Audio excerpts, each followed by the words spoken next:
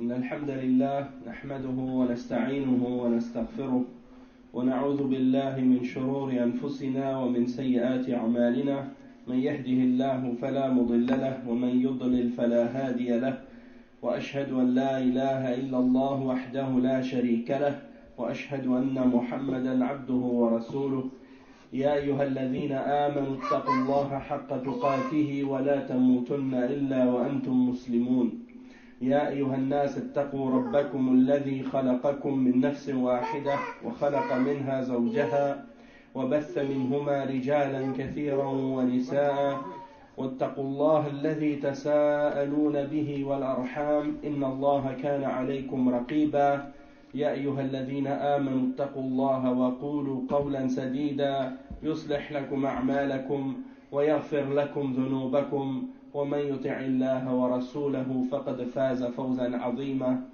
أما بعد إن خير الكلام كلام الله وخير الهدي هدي محمد صلى الله عليه وسلم وإن شر الأمور محدثاتها وكل محدثة بدعة وكل بدعة ضلالة وكل ضلالة في النار أما بعد.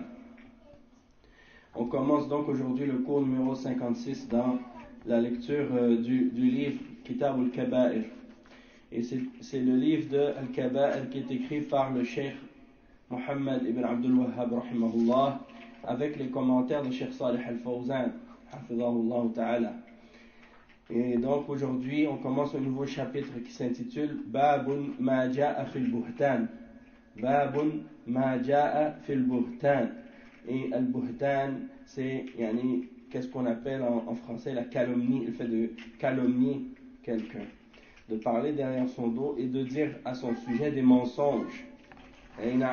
Donc le Cheikh Mohammed ibn Abdul Wahhab il commence en citant un verset dans le Coran et il dit وَقَوْلُ اللَّهِ تَعَالَى وَالَّذِينَ يُؤْذُونَ الْمُؤْمِنِينَ وَالْمُؤْمِنَاتِ بِغَيْرِ مَا اكْتَسَبُوا فَقَدِ احْتَمَلُوا بُهْتَانًا وَإِثْمًا مُبِينًا. Et ensuite il cite un hadith qui est rapporté selon Ibn Omar que le prophète sallallahu alayhi wa sallam a dit man qala fi mu'minin ma laysa fihi askanahu Allahu raghdat al-khabal hatta yakhruja mimma qala rawahu Abu Daoud bisanadin sahih. Ensuite il cite un autre hadith, il dit wa li muslimin an Abi Hurairah radiyallahu anhu marfu'an atadruna ma al-ghiba qalu Allahu wa rasuluhu a'lam قال ذكرك أخاك بما يكره قيل أرأيت إن كان في أخي ما أقول قال إن كان فيه ما تقول فقد اغتبته وإن لم يكن فيه ما تقول فقد بهته. Donc le premier verset là c'est le verset de Surat al-Ahzab, le verset 58. Donc on va voir ensemble qu'est-ce que ce verset-là signifie. 58. Ça dit que et ceux qui offensent les croyants et les croyantes sans qu'ils l'aient mérité. Bighayri maktasabu. Sans avoir mérité cette offense, eh bien, ils se chargent d'une calomnie et d'un péché évident. فَقَدْ احْتَمَلُوا بُهْتَانًا. Et al-buhtan, comme on a dit tout à l'heure, qu'en français c'était la calomnie et un péché évident. وَإِثْمًا مُبِينًا. Ensuite il cite un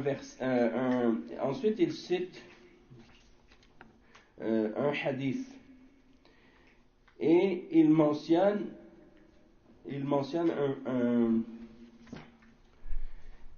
dans ce hadith, ça dit, rapporté selon Ibn Omar, que le prophète sallallahu alayhi wa sallam a dit celui qui dit quelque chose à propos d'un musulman, mais que cette chose-là n'est pas en lui, c'est-à-dire il l'accuse de quelque chose ou il dit quelque chose à son sujet, mais cette chose qu'il dit à son sujet, elle n'est pas présente chez ce musulman-là, alors Allah subhanahu wa ta'ala va lui faire demeurer dans un endroit qu'on appelle dans l'enfer Raghdat al-Khabal.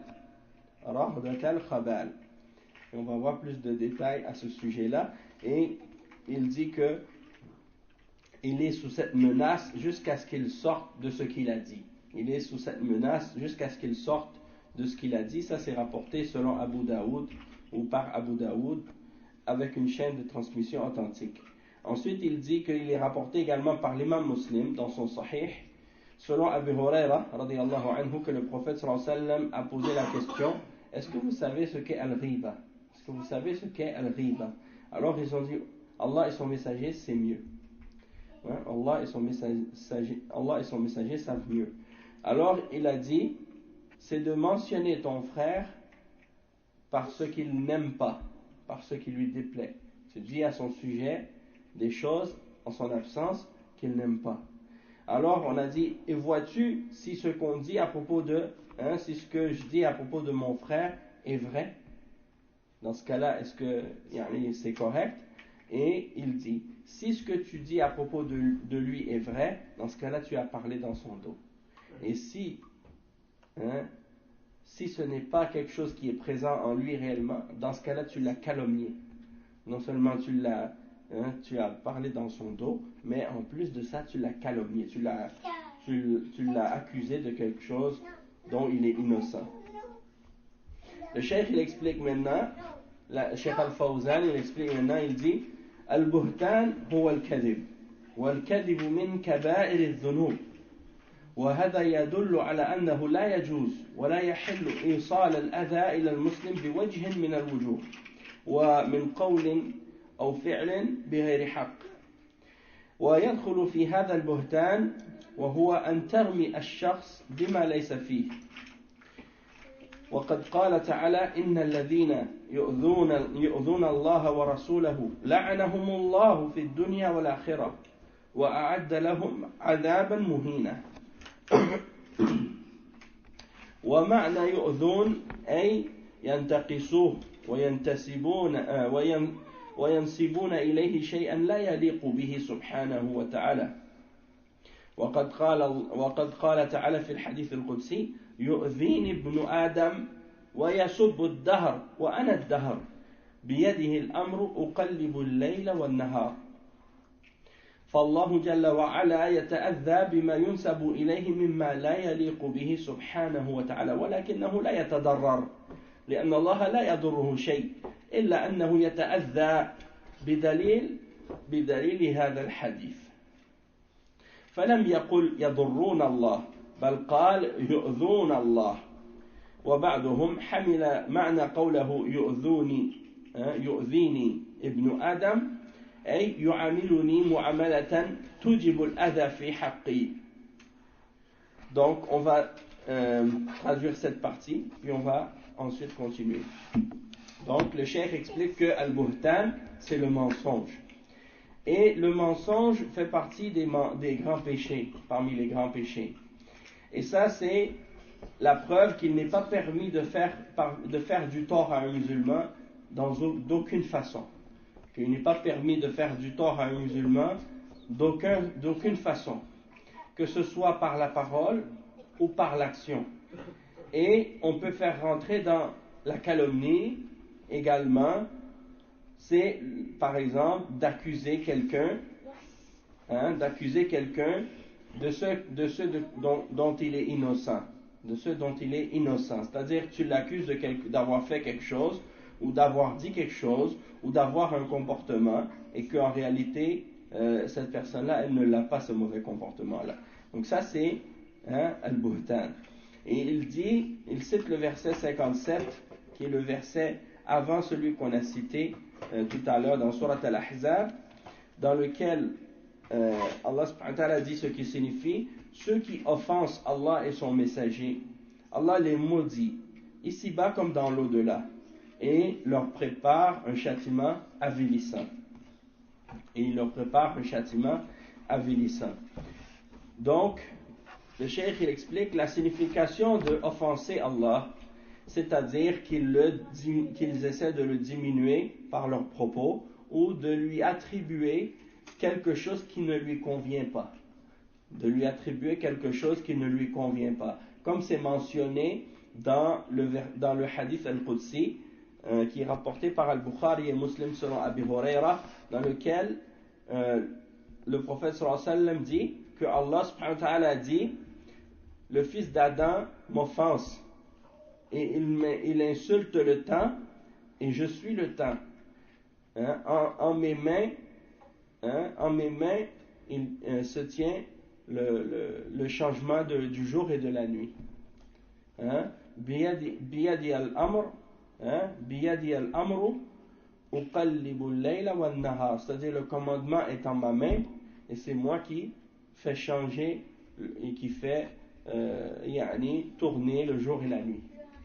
Donc quand tu insultes le temps, en réalité tu es en train d'insulter Allah subhanahu wa ta'ala. Pourquoi? Parce que c'est Allah subhanahu wa ta'ala qui contrôle le changement du jour et de la nuit et qui fait que les jours se succèdent les uns après les autres, que la nuit vient après le jour et que le jour vient après la nuit.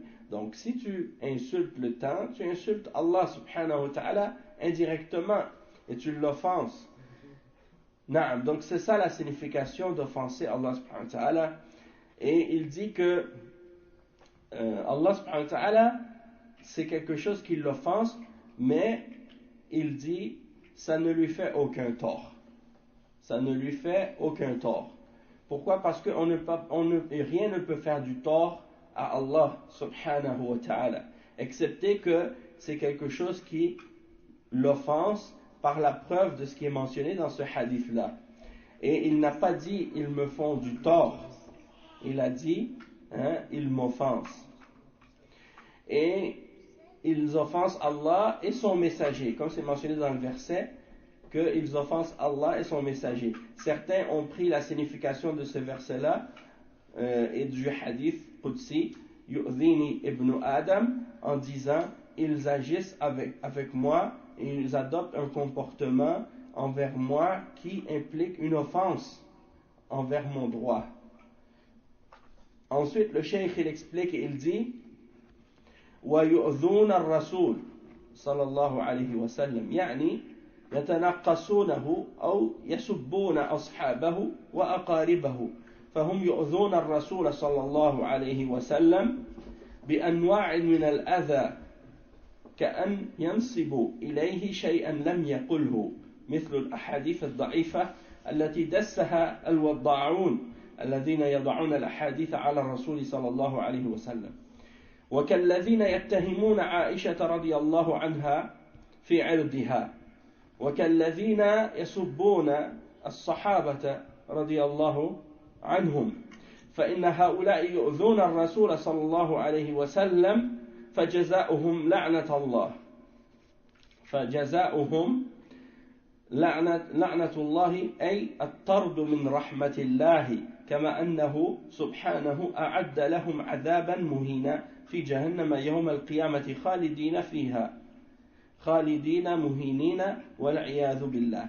Donc le cheikh il dit ils font également une offense au messager, c'est-à-dire qu'ils cherchent à le rabaisser ou le diminuer, ou ils essaient d'insulter ses compagnons, les compagnons du prophète sallallahu alayhi wa sallam, ou d'insulter ses proches,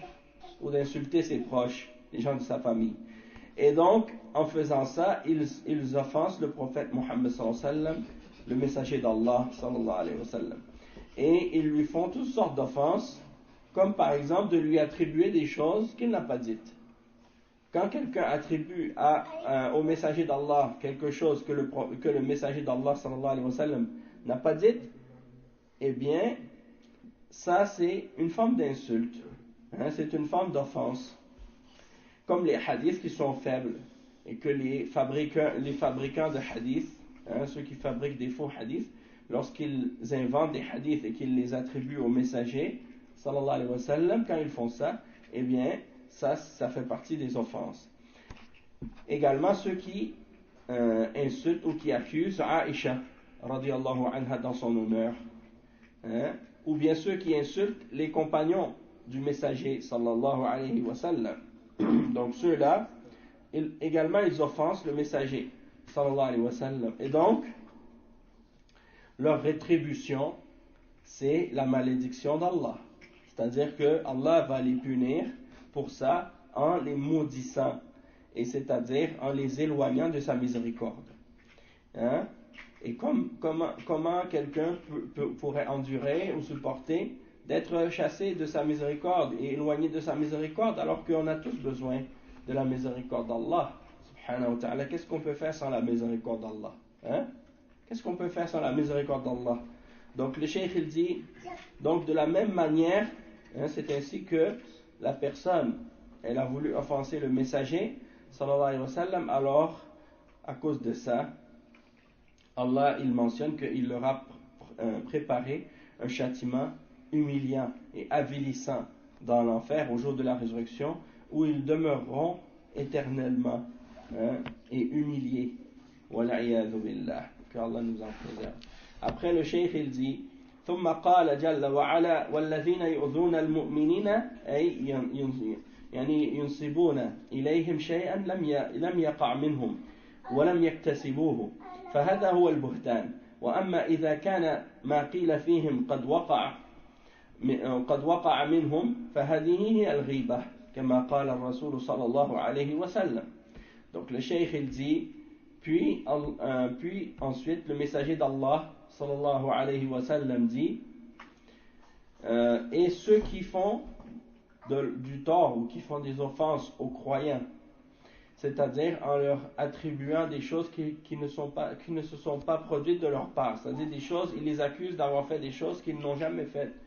Alors ça c'est dans ce cas-là une calomnie. Dans ce cas-là c'est une calomnie. Et si ce que on les a accusés, si ce dont on les a accusés est quelque chose de réel et que c'est quelque chose qui s'est réellement produit, alors dans ce cas-là c'est de la médisance et c'est de parler dans leur dos, hein? Tandis que si c'est faux, alors là c'est de la calomnie. Et ça c'est comme le messager d'Allah sallallahu alayhi wa sallam l'a dit dans le hadith qu'on a lu, le dernier hadith qu'on a lu dans le début du chapitre. Le cheikh il dit وقوله تعالى في هذه الآية بغير ما اكتسبوا مثل قوله صلى الله عليه وسلم إن لم يكن فيه ما تقول فقد بهت، فوصف هذا الفعل بأنه بهتان، ولهذا قال تعالى فقد احتملوا بهتانا أي كذبا قبيحا وإثما مبينا أي بينا واضحا يتأثمون به، فلا يضرون الشخص الذي وعليكم السلام ورحمة الله وبركاته فلا يضرون الشخص الذي بهتوه وإنما يضرون أنفسهم فيعود الضرر عليهم. Donc le cheikh il dit que Allah subhanahu wa ta'ala il mentionne et il dit بغير ما اكتسبوا, hein, il leur attribue autre que ce qu'ils ont réellement acquis, hein, c'est-à-dire il leur attribue, hein, il les offense pour quelque chose qu'ils n'ont pas mérité. Et il dit, c'est comme dans le hadith du prophète sallallahu alayhi wa sallam lorsqu'il dit et si ce que tu as dit, hein, n'était pas présent chez cette personne, alors dans ce cas-là tu l'as calomnié. Et donc il a décrit le fait d'accuser quelqu'un de ce dont il est innocent et de dire à son sujet ce qu'il n'a pas fait, que ça c'est al-buhtan, que ça c'est de la calomnie. C'est-à-dire, il dit ihtamalu buhtanan. Al-buhtan, c'est un mensonge. Et donc c'est quelque chose de très laid. Et un péché évident, c'est-à-dire clair. C'est quelque chose qui est clair comme péché. Et donc, ils ne font pas du tort à la personne qu'ils ont calomniée, mais ils ne font en réalité que se faire du tort à eux-mêmes. Et le mal qu'ils font retombe contre eux. Le mal qu'ils font retombera contre eux. Et ça c'est très important. Et puis, on vit dans une période où les gens ils ont plus peur de calomnier maintenant, de mentir. Ils disent n'importe quoi à propos de n'importe qui sans faire attention et sans même vérifier si ce qu'ils disent est vrai ou non. Et ça c'est triste, subhanallah. Après le cheikh il dit وفي حديث ابن عمر بيان عقوبة من قال في مؤمن ما ليس فيه من الصفات الذميمة ويتنقص بذلك ويكذب عليه، فكان عقابه بأن يسكنه بأن يسكنه رغدة الخبال ورغدة الخبال منزلة قبيحة في النار والعياذ بالله وكل النار قبيحة ولكن هذه المنزلة فيها زيادة عذاب وجاء في معنى رغدة الخبال في حديث آخر أنها عصارة أهل النار عصارة أهل النار والعياذ بالله فيشرب منها إهانة له بسوء صنيعه فدل هذا على عظم حرمة المؤمن عند الله سبحانه وتعالى وأنه لا يجوز أن تنتهك أو أن تنتهك ومن انتهك حرمة المؤمن فقد ارتكب كبيرة من كبائر الذنوب ولهذا يجب احترام المؤمنين وتقديرهم وعدم تحقيرهم والإقلال من شأنهم لأن المؤمن كريم عند الله تعالى. Donc le cheikh il explique que dans le hadith qui est rapporté selon Ibn Omar, il y a la mention du châtiment de celui qui dit des choses fausses à propos d'un croyant et qu'il mentionne à son sujet des caractéristiques négatives et mauvaises qui ne sont pas présentes chez lui. Alors, il diminue le croyant et il ment sur lui. Et la punition pour celui qui agit ainsi, c'est que Allah subhanahu wa ta'ala le fasse demeurer dans l'endroit de l'enfer qui s'appelle Raghdat al-Khabal. Raghdat al-Khabal. Et Raghdat al-Khabal, c'est un degré dans l'enfer qui est très mauvais, très laid. Wal'iyadu billah. Le cheikh il dit tous les endroits de l'enfer sont laids. Et tous les endroits de l'enfer sont mauvais. Mais dans cet endroit-là et dans ce degré de l'enfer qu'on appelle Rahdatul Khabal, il y a un surplus de châtiment. Il y a un degré en plus de châtiment. Et il dit qu'il a été mentionné dans un autre hadith rapporté par Muslim selon Jabir radiyallahu anhu, dans lequel il mentionne que Rahdat al-Khabal ça signifie Usaratu Ahli Nar, c'est-à-dire le pu et les choses qui coulent des corps des gens de l'enfer et que les gens vont boire ça, ces gens-là vont boire ça et ça c'est dans le but de les humilier à cause du mal de leurs actions, des mauvaises actions qu'ils ont fait. Et il dit le cheikh que ça c'est la preuve que pour Allah l'honneur du croyant il est sacré. L'honneur du croyant il est sacré parce qu'il n'est pas permis de porter atteinte à cet honneur-là parce que le croyant il est sacré et celui qui a attaqué son honneur eh bien il a commis un grand péché parmi les grands péchés. Et donc il est obligatoire de respecter les croyants et de les honorer et de ne pas les mépriser ou les dénigrer, les rabaisser dans leur honneur, car le croyant il est noble pour Allah, car le croyant il est noble pour Allah subhanahu wa ta'ala. Le cheikh il dit فقد أعزه الله وكرمه بالإيمان فالمؤمنون هم الأعلون في الدنيا والآخرة والذين ينتقصونهم ويحتقرونهم ويقللون من شأنهم داخلون في قوله تعالى فقد احتملوا بهتانا وإثما مبينا فضلا عما أخبر به الرسول صلى الله عليه وسلم من أن الله سبحانه وتعالى يهينهم يوم القيامة بأن يسكنهم رغدة الخبال حتى يخرج القائل مما قال وفي أخيه حتى يخرج القائل مما قال في أخيه وذلك بالتوبة من هذه الكبيرة ويتحلل من المقول فيه. Donc le cheikh il explique que celui que Allah subhanahu wa ta'ala a honoré et à qui il a anobli, celui que Allah a honoré et anobli par la foi, hein, donc il faut qu'on le respecte. Et les croyants, comme Allah il le dit dans le Coran, ils sont les plus élevés, les plus hauts. Hein? وَأَنْتُمُ الْأَعْلَوْنَ. Allah il dit dans le Coran, وَأَنْتُمُ الْأَعْلَوْنَ إِن كُنْتُم مُؤْمِنِينَ. Donc les croyants sont les plus élevés en degré et en honneur dans cette vie d'ici-bas et dans l'au-delà, peu importe leur statut, peu importe leur situation dans cette vie d'ici-bas.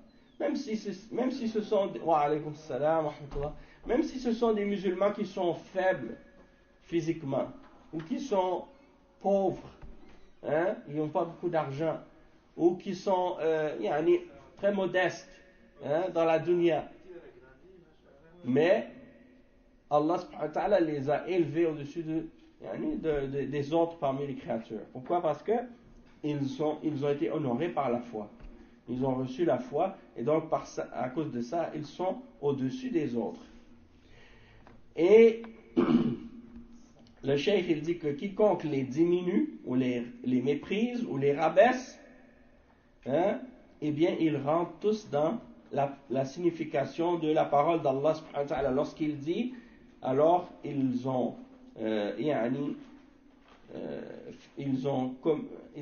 commis une calomnie et un péché évident. Hein? Et le cheikh il dit فضلا عما أخبر به الرسول صلى الله عليه وسلم من أن الله تعالى يهينهم يوم القيامة. Et ça c'est sans mentionner que, comme le messager sallallahu alayhi wa sallam a dit, que Allah subhanahu wa ta'ala va les humilier au jour de la résurrection en les faisant rester dans Rahdat al-Khabal, jusqu'à ce qu'ils se repentent de ce qu'ils ont dit de leurs frères, jusqu'à ce qu'ils sortent de ce qu'ils ont dit, hein, à propos de leurs frères, c'est-à-dire en se repentant de ce grand péché, hein, et qu'ils se détachent ou qu'ils sortent de ce qu'ils ont dit. Et le cheikh il dit ensuite, il dit وأما حديث أبي هريرة رضي الله عنه وهو ثاني حديثي الباب وفيه قوله صلى الله عليه وسلم أتدرون ما الغيبة فهو تفسير لقوله تعالى ولا يغتب بعضكم بعضا أيحب أحدكم أن يأكل لحم أخيه ميتا فكرهتموه واتقوا الله إن الله تواب رحيم. فالنبي صلى الله عليه وسلم فسر الغيبة في حديث أبي هريرة وبينها، وهذا من تفسير السنة النبوية للقرآن، ولكنه صلى الله عليه وسلم لم يلق عليهم التفسير ابتداء لأهميته، بل سألهم عن معنى الغيبة من أجل التنبه، وهذا فيه التعليم بطريقة السؤال والجواب في الأمور المهمة. فقالوا الله ورسوله أعلم، وفيه أن المسلم إذا سئل عن شيء وهو لا يدري بأنه لا يتخرص بل يحيل السائل إلى من يعلم الجواب ويقول الله أعلم. Donc le cheikh il dit, en ce qui concerne le hadith d'Abi Huraira radiyallahu anhu, qui est le deuxième hadith dans le chapitre, eh bien le messager d'Allah sallallahu alayhi wa sallam demande, savez-vous ce qu'est al-ghiba?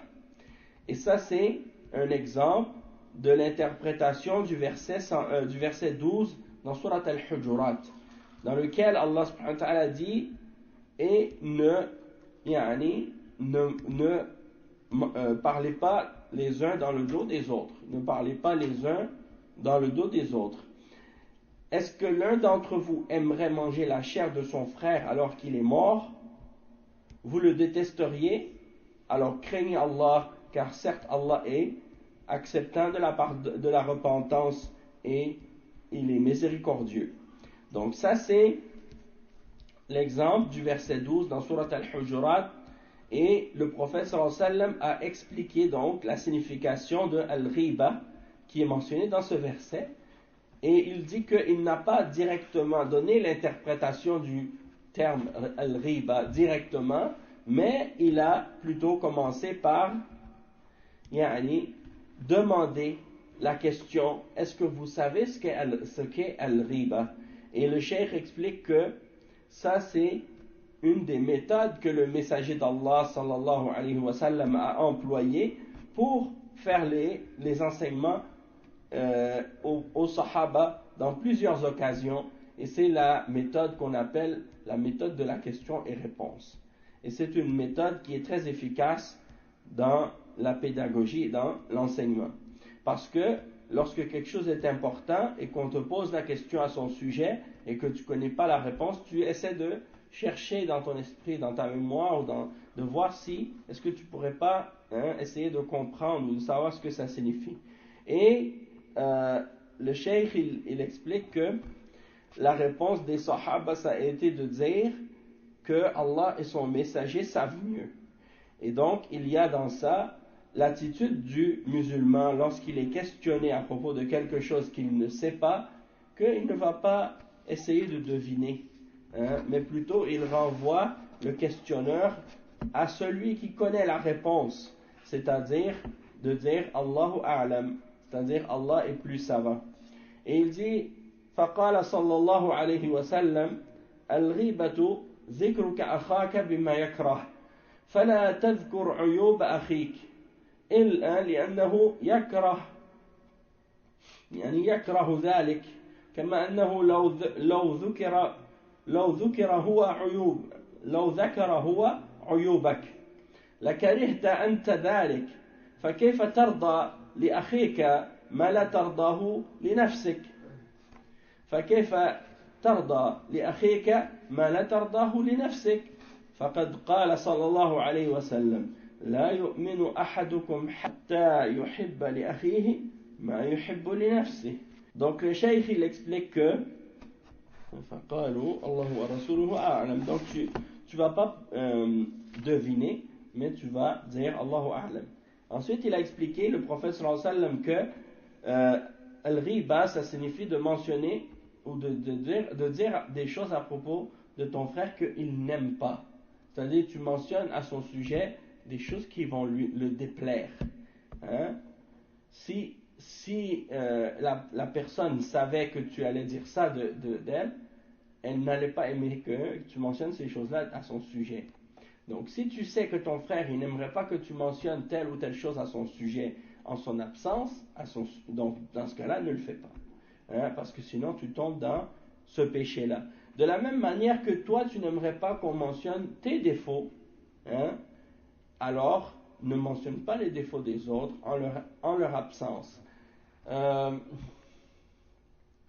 Si quelqu'un il parle si quelqu'un il te parle des défauts d'un autre en son absence, dis-toi que ça veut dire qu'il parle de tes défauts à quelqu'un d'autre aussi.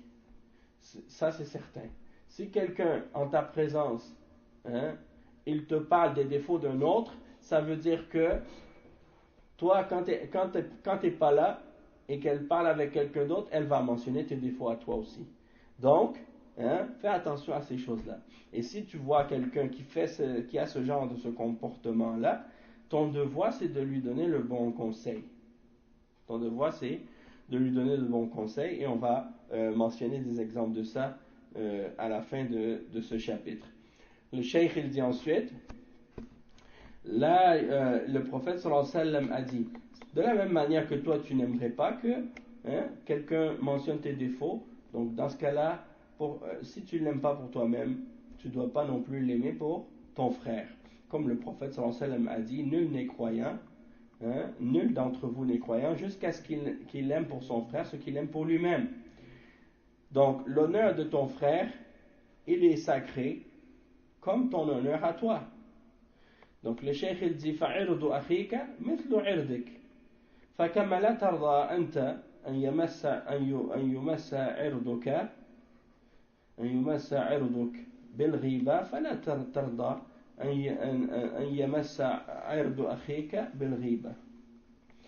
أما أن تذكره بما يحب كأن تثني عليه وتمدحه في غيبته فهذا شيء طيب وهو لا يكره. Il dit en ce qui concerne le fait mentionner à son sujet des choses qu'il aime en son absence. Tu mentionnes à son absence des choses qu'il aime, comme par exemple tu vas faire des éloges ou tu vas le glorifier en son absence. Il dit ça, c'est quelque chose qui est bon et qu'il n'y a rien de blâmable là-dedans. Hein? Tu dis, ah, ce frère, il est très généreux, il est très gentil, masha'Allah, tabarakallah, hein? Que Allah l'augmente en bien. Ça, c'est des bonnes choses.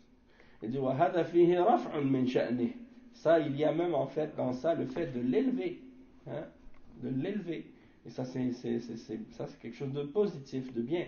لأنك أنت لا تكره أن يثني عليك أحد ويمدحك في غيبتك فعليك أن تعامل الناس بما تحب أن يعاملوك. Donc il dit, toi, si quelqu'un te fait des éloges en ton absence et te glorifie en ton absence, tu aimes ça. Donc, alors tu dois essayer d'agir de la même manière avec les gens et de faire ce qu'ils aiment. Hein? De faire ce que tu aimerais qu'eux fassent pour toi. Il dit وقوله صلى الله عليه وسلم ذكرك أخاك لأن المؤمن أخو المؤمن قال تعالى إنما المؤمنون إخوة فكيف تغتاب أخاك المؤمن. Donc le cheikh il dit, le prophète sallallahu alayhi wa sallam a dit de mentionner ton frère, hein, de mentionner ton frère en son absence et de dire à son sujet ce qu'il n'aime pas. Donc il a dit de mentionner des choses sur ton frère. Donc ça veut dire quoi? Ça veut dire que le croyant, il est le frère du croyant. Même s'il n'est pas du même pays, même s'il n'est pas de la même origine, même s'il ne parle pas la même langue à la base, ton frère musulman, c'est ton frère. Hein? Et des fois, les musulmans, ils oublient ça. Les musulmans, entre eux, parfois, à cause du fait qu'ils viennent de différents pays, différentes origines, différentes cultures, donc ils s'imaginent que les autres ne sont pas ses frères. Il pense que son frère, celui qu'il considère comme étant son frère dans la religion, c'est seulement celui qu'il connaît, qui est proche de lui, qui vient de son pays ou de la même culture. Si c'est quelqu'un qui vient d'un pays étranger, qui n'est pas de la même origine que lui, il ne le considère pas comme son vrai frère. Hein? Et ça, c'est une erreur. Ça vient du manque de connaissance et de compréhension de l'islam. Parce que ton frère musulman, c'est ton frère. Hein? C'est plus que ton frère de sang. Parce que c'est ton frère de foi, hein, dans la foi. Et donc, tu ne dois pas parler dans son dos. Parce que Allah subhanahu wa ta'ala dit, les croyants ne sont que des frères. Et donc, ton frère, tu ne peux pas parler derrière son dos et dire du mal de lui. Il dit, قوله بما يكره أما إذا ذكرته بما يحب فهذا من الإحسان إليه ثم إنهم سألوا الرسول صلى الله عليه وسلم كيف يكون هذا غيبة أي والكلام الذي قلته موجود فيه. Il dit le cheikh qu'il mentionne dans le hadith de mentionner ce que ton frère n'aime pas ou ce qui lui déplaît, hein, en son absence. Il dit, si tu mentionnes ce qui est bon, ça c'est du bien que tu fais. Mais si tu mentionnes ce qui lui déplaît, ce qu'il n'aime pas, ça c'est pas bon. On a dit tout à l'heure. Et il dit, mais les sahaba, ils ont posé la question au messager d'Allah, sallallahu alayhi wa sallam. Et comment est-ce que cela pourrait être de la médisance ou de parler dans le dos, comment ça pourrait être mauvais ou interdit, alors que qu'est-ce que je dis au sujet de la personne en question, c'est quelque chose de vrai. C'est quelque chose qu'est-ce que j'ai dit à son sujet par rapport à ce défaut-là qu'elle a, c'est quelque chose qui est réellement présent chez cette personne. Hein? Comme si je dis, cette personne-là est toujours comme ci, toujours comme ça, il fait ci, il fait ça. Puis tu sais que la personne en question, elle n'aime pas que tu dises ça à son sujet. Dans ce cas-là, tu as parlé dans son dos. Et les sahaba, ils disent, oh, mais comment? Qu'est-ce que je dis à son sujet? C'est pas un mensonge, j'ai pas menti. Qu'est-ce que je dis à son sujet? C'est vrai. Donc comment est-ce que ça pourrait être mal? Alors, le messager, sallallahu alayhi wa sallam, il répond, il dit, قال صلى الله عليه وسلم إن كان فيه ما تقول فقد اغتبته لأنه يكره هذا الكلام ولو كان معناه موجودا فيه Le cheikh il dit que le messager d'Allah sallallahu alayhi wa sallam a dit, si qu'est-ce que tu dis à son sujet c'est présent chez cette personne, dans ce cas-là tu as parlé dans son dos et tu as fait de la médisance, tu as fait le riba. Pourquoi? Parce qu'il n'aime pas cette parole, hein? Mais il dit, même si cette chose-là est présente en lui, du moment qu'il ne l'aime pas, tu n'as pas le droit de le mentionner en son absence. Il dit, فَالْمُسْلِمُ يَسْتُرُ أَخَاهُ الْمُسْلِمُ ويدافع عن عرض أخيه في حال غيبته وفي الحديث من رد عن عرض أخيه رد الله عن وجهه النار يوم القيامة أخرجه أحمد والترمذي من حديث أبي الدرداء فالمطلوب من المسلم أن يدافع عن عرض أخيه لا أن يقع فيه. Donc c'est là que le cheikh il nous mentionne qu'est-ce qu'on doit faire dans la situation où on est avec quelqu'un et que cette personne elle parle dans le dos de quelqu'un d'autre. Qu'est-ce qu'on doit faire? Il dit le musulman il doit couvrir son frère musulman et le défendre dans son honneur, hein, défendre l'honneur de son frère en son absence. Et donc comme c'est mentionné dans le hadith rapporté par Abu Darda ou rapporté selon Abu Darda par Ahmad et At-Tirmidhi, il dit que le messager d'Allah sallallahu alayhi wa sallam a dit celui qui défend l'honneur de son frère en son absence, Allah subhanahu wa ta'ala va repousser le feu de l'enfer de son visage au jour de la résurrection. Celui qui défend l'honneur de son frère, Allah va repousser le feu de son visage au jour de la résurrection. Donc le musulman, il doit défendre l'honneur de son frère à propos de qu'est-ce qui est dit en son absence. Et il ne doit pas attaquer ou parler de son frère et de son honneur en son absence. Donc si quelqu'un fait ça, il doit le défendre. Il doit le défendre. Et donc ça c'est important. Et le... نعم. إن شاء الله هذا سنذكره إن شاء الله في الأخير. بارك الله فيك. الشيخ الجي ثم قال صلى الله عليه وسلم إن لم يكن فيه ما تقول فقد بهته وهذا أشد الكذب والعياذ بالله. إذن فالمغتاب لا يخلو إما أن يكون مغتابا وإما أن يكون كذابا. فدل على أنه لا يجوز ذكر المسلمين بما يكرهون في هيبتهم في المجالس، وإن كان هذا أصبح فاكهة كثير من المجالس التي يغتاب المجتمعون فيها إخوانهم وولاة الأمور والعلماء ولا يوقرون أحدا، فلا تعمر مجالسهم ولا يأنسون إلا بالغيبة والتفكه بأعراض الناس. فعلى المسلم أن يحذر من هذه الأمور ويبتعد عنها لما ورد فيها من الوعيد الشديد والعياذ بالله. Donc le cheikh il termine avec ça en disant que et qu'est-ce que tu dis au messager d'Allah si ce que on dit à son sujet c'est vrai? Il a dit dans ce cas-là tu as parlé dans son dos. Il dit mais qu'est-ce que dans ce cas-là il dit mais si ce que tu as dit à son sujet n'était pas en lui, si ce que tu as dit à son sujet n'était pas en lui, n'était pas présent chez lui, alors dans ce cas-là, c'est encore plus grave. C'est encore plus grave, parce que là, dans ce cas-là, c'est de la calomnie. Tu as menti à son sujet. Donc, la personne qui parle de son frère en son absence, elle est entre deux choses. Soit qu'elle est en train de parler dans son dos, et ça c'est un mal, ou soit qu'elle est en train de mentir, et ça c'est un plus grand mal encore.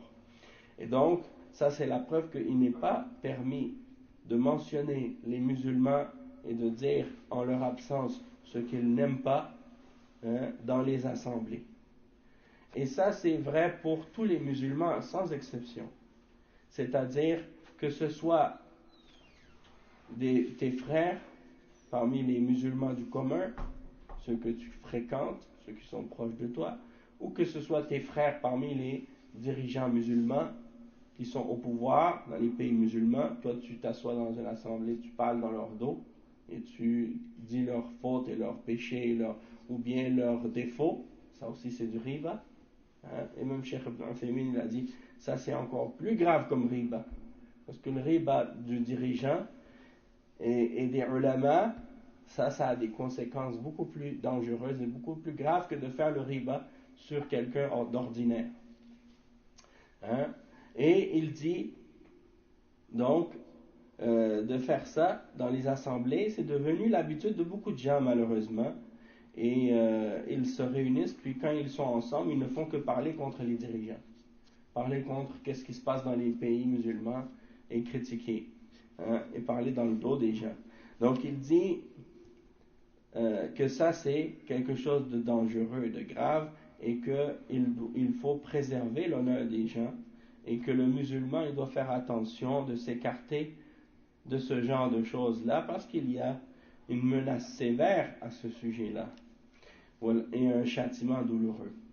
Et avant de terminer sur ce chapitre, il y a juste une exception que les ulama de Ahl Sunnah ils ont mentionné, et c'est l'honneur du mubtadi', hein, de l'innovateur, et pas n'importe quel innovateur, ad-da'iyatu ila bid'atihi, c'est-à-dire l'innovateur qui est un prêcheur et qui invite les gens à suivre son innovation. Celui-là, il est permis de parler contre lui dans son absence et de mentionner ses égarements dans le but d'avertir les musulmans et de prévenir les musulmans de son danger pour que les musulmans soient avertis à son sujet. Ça, il n'y a aucun mal là-dedans, même que c'est quelque chose d'obligatoire à faire. Et comme je disais au dernier cours, l'imam al-Nawawi, il a mentionné dans Kitab Riyad al-Salihin, le chapitre 256, Bab, après avoir mentionné Bab al-Riba, le chapitre 255, le chapitre suivant, 256, Bab ma yubahu min al-riba. Bab ma yubahu min al-riba. C'est-à-dire, qu'est-ce qui est mubah, qu'est-ce qui est permis de la riba, de la médisance. Et il mentionne différentes catégories, et parmi les catégories mentionnées, l'innovateur. Tu vois quelqu'un qui s'en va chez un innovateur pour apprendre sa religion, il est de ton devoir de le mettre en garde et de l'avertir contre cet innovateur-là et de lui dire de ne pas y aller. Et d'avertir contre cet innovateur-là et de mentionner ses égarements et ses défauts pour empêcher que cette personne retourne vers cet innovateur. Et ça, c'est, comme on a dit, c'est pas quelque chose qui est blâmable, c'est pas quelque chose qui est mauvais, c'est pas quelque chose qui est recommandé, c'est quelque chose qui est obligatoire pour celui qui a la capacité de le faire. Donc, il ne faut pas faire d'amalgame ou de mélanger les choses. Parce qu'il y en a des gens actuellement, quand tu mets en garde contre un innovateur ou contre un prêcheur qui a des bid'ah, parmi les prêcheurs qui appellent à la voix des khawarij ou le takfir ou des choses comme ça, ils disent tu fais de la médisance, tu parles contre les ulama. Non, c'est pas de la médisance parce que cet individu-là c'est un innovateur et il ne fait pas partie des ulama, parce que les innovateurs et les gens de la passion ne font pas partie des ulama. On ne retourne pas à ces gens-là pour prendre notre science. Et c'est ça que beaucoup de gens ne comprennent pas. C'est ça que beaucoup de gens ne comprennent pas. Donc aujourd'hui, la tendance des gens, c'est de prendre de tout le monde, de prendre la religion de l'islam de n'importe qui.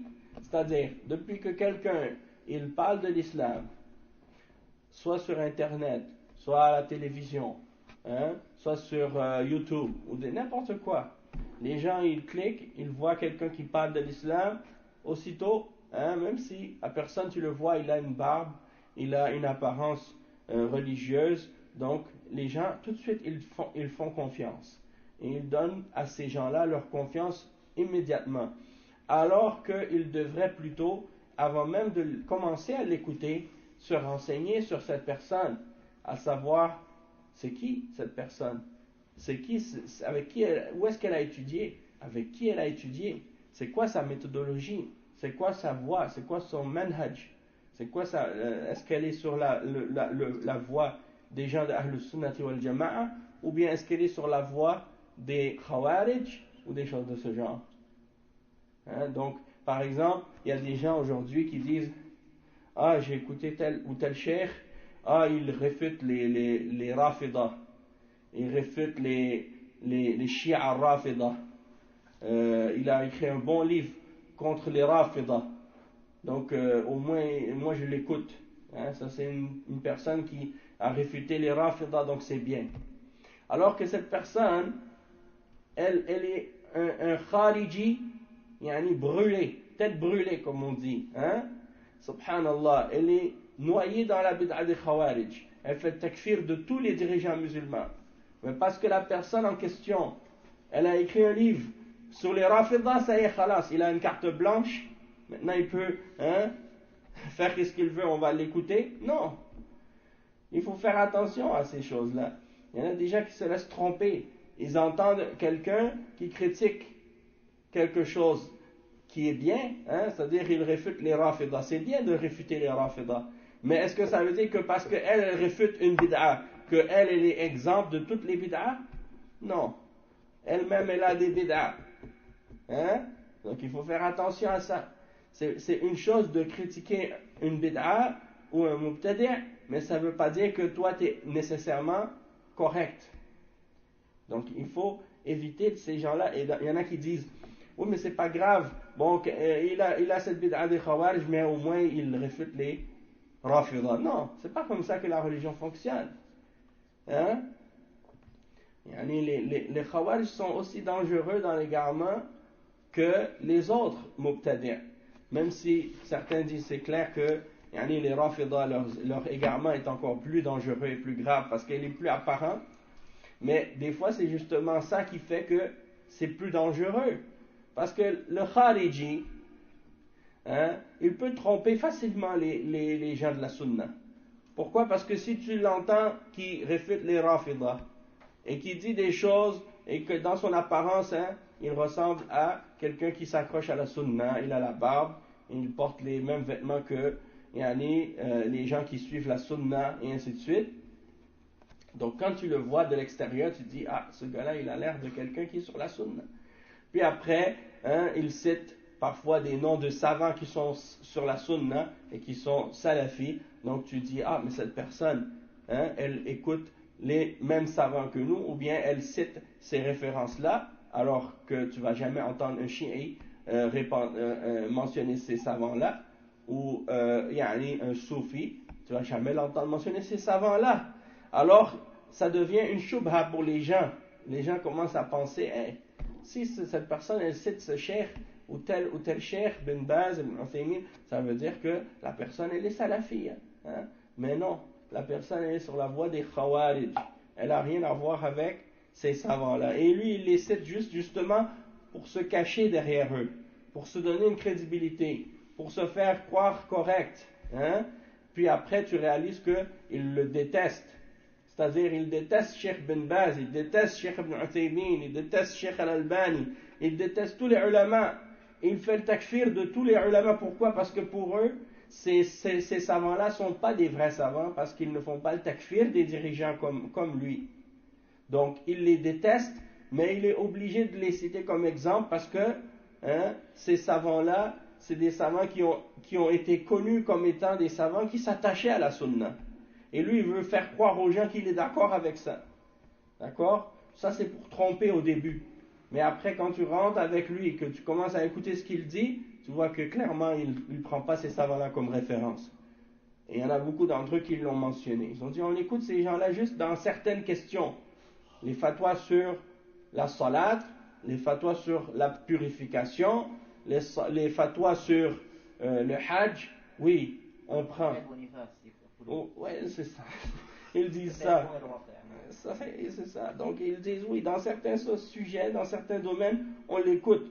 Mais quand c'est des questions comme le djihad, quand c'est des questions comme la politique, quand c'est des questions sur des al-wala ou al-bara, non, on ne prend pas deux tout d'un coup parce que c'est dans ces questions-là, ils ne sont pas francs, ils ne sont pas honnêtes, ils ne sont pas capables de dire la vérité, ou ils sont limités dans leur liberté d'expression, ou bien ils sont sous la contrainte des dirigeants, ils ne peuvent pas dire la vérité. Alors que dans toute la religion de l'islam, ils disent toujours la vérité avec preuve du Coran et de la Sunna. Et c'est ça quand ils ont posé la question à Cheikh Saleh Al-Fawzan à ce sujet-là.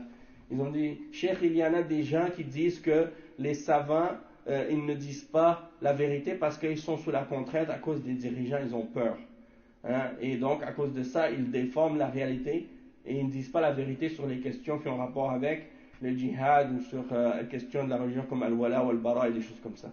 Alors le cheikh il dit qu'il nous ramène des preuves, qu'il ramène une fatwa dans laquelle on aurait jugé selon autre que le Coran et la Sunna et autre que la compréhension des salaf as-salih, qu'il ramène une preuve pour prouver qu'est-ce qu'ils disent.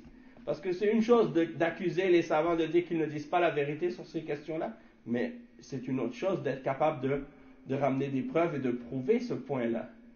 Et effectivement, quand tu ramènes les paroles de ces savants-là, tu vois que dans tout ce qu'ils répondent au sujet de la religion d'Allah, ils ne font que ramener ce que Allah et son messager ont dit. Et ils ne déforment pas la religion d'Allah. Au contraire, ils la supportent et ils la défendent. Contrairement à ceux que ces hizbiyyin-là défendent dans le faux, qui lorsque tu leur demandes au sujet du riba, ils te disent oui, c'est permis. Quand tu leur demandes au sujet de la barbe, ils disent oui, tu as le droit de la raser. Quand tu leur demandes au sujet de la musique, ils disent oui, la musique c'est halal. Dans toutes les choses qui ont rapport avec les désirs et les passions, ils te donnent des fatwas pour te satisfaire et satisfaire la masse et pour se faire aimer des égarés et des ignorants et des faibles de foi. Mais quand c'est des questions qui ont rapport avec la religion d'Allah subhanahu wa ta'ala, les gens de la sunna, ils répondent toujours clairement sur ces questions-là avec la vérité. Et la même chose, ils le font dans les autres sujets. Sauf que, étant donné que ces gens-là, ils ne trouvent pas chez ces savants des fatwas qui vont en accord avec leur passion et leur désir, alors ils les accusent d'être pas capables de dire la vérité ou des choses de ce genre. Et ça, c'est la preuve qu'ils ne suivent pas les savants de Ahl-Sunnah. Ils suivent leur passion. Et quand les savants de la Sunna répondent selon la Sunna et le Coran, dans des choses que eux, ils n'aiment pas, ils se détournent des savants de la Sunna et ils vont chercher des fatwas ailleurs, chez les gens qui vont leur répondre qu'est-ce qu'ils veulent entendre. Et à l'époque en Afghanistan, ils disaient on ne prend pas des savants qui ne sont pas sur le terrain. Il faut que le mufti qui nous donne des fatwas sur le djihad, il soit sur le terrain de bataille pour faire la fatwa. Qui a dit ça? C'est d'où est-ce que ça vient cette mentalité-là, cette idée-là?